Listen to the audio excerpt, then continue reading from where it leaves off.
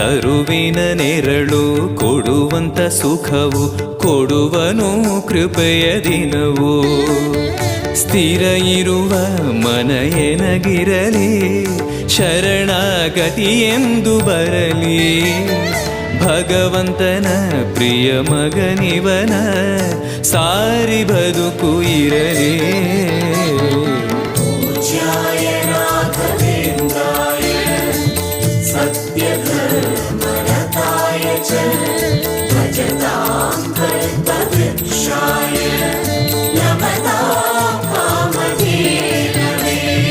ಆಲಯವೆಂದರೆ ಮಂತ್ರಾಲಯವೇ ಬೇರೆ ನಾ ಅರಿಯಲಾರೆ.